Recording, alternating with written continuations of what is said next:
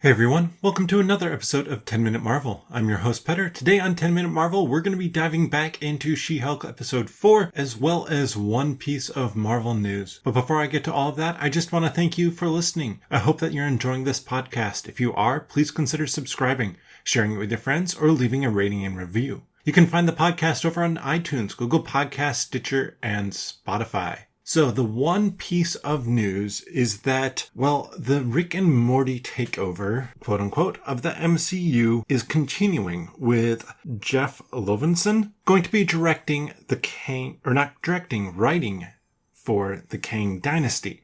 So if you're not familiar with Rick and Morty, it is this crass space multiverse story, which in a lot of ways makes a lot of sense why they're starting to peg those writers for it and those show creators for the MCU. With the Multiverse of Madness, obviously, and anything multiversal, obviously we're diving into a different realm, a different setup for all these stories, and the Rick and Morty writers definitely have the experience having written so many weird multiversal stories already, and being able to create something that makes sense multiversally. Whether or not the show is your cup of tea, it does a really good job with that multiverse element. And then, no other news at this point in time, but let's talk about She-Hulk episode 4, because we're getting back into kind of this courtroom setting, She-Hulk versus Titania, and,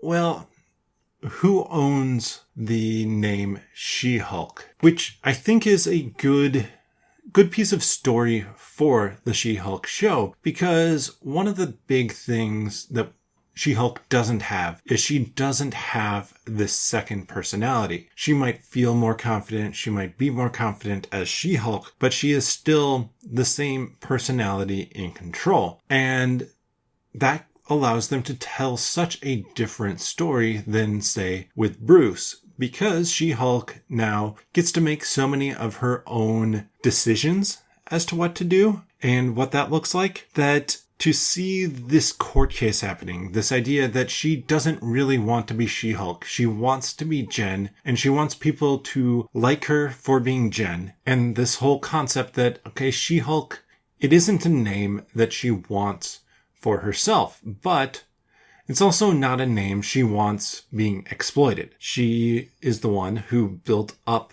the credibility of her name and who built up this persona around it that, Titania making money off of her name isn't going to sit well with her. And I think it works well for them to do that in this episode. I like that it gets back into court. I like that we get to see more Pug and Nikki and the two of them going out and trying to find her better suits, better superhero suits. I mean, the character Luke is actually a character from the comics. So I think that part works well, and we're starting to see her develop into and accept the fact that, yes, she is She-Hulk, which leads to an interesting question for the series.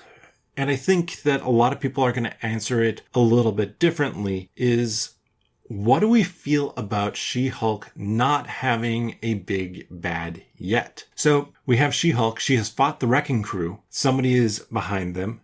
We know Daredevil's going to be showing up. The law firm is shady, but hasn't seemed to be outright bad. They're more just using Jen for the fact that she is, She-Hulk to help build up their name recognition, which is sleazy, but isn't necessarily, illegal.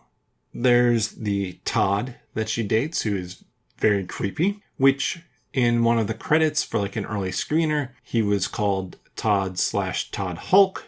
So is he the one who's after her blood? We really don't know at this point, and is that making the show worse? Because do we need a bad guy for this show? I tend to think that we don't.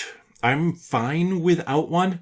I wouldn't mind one, but I tend to think that we don't, because I tend to think that She-Hulk, she is more about kind of this humor, this case of the week, this whatever event of the week, not about being a superhero fighting a very specific bad guy. I do think we'll end up with a fairly specific bad guy in the end, where it's like, oh yes, and this person was behind everything in the end, but I don't know that we need that in every single episode, and I don't even know that I really need that payoff from this.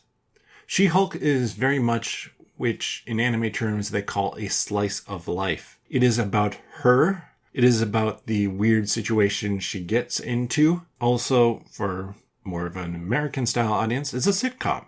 This is a sitcom with a lawyer in it, and nobody is watching Seinfeld going, oh my goodness, where's the bad guy for this whole arc? No one is watching a slice of life anime going, where's the bad guy for this season? But because it is Marvel, and because it is superheroes, that's something we expect. Marvel has taught us that, oh, there's going to be a bad guy. So, where is that bad guy? And will we be disappointed if there isn't that bad guy? Are we going to be spending so much time looking for a bad guy in it that we miss out on the fun that is this show?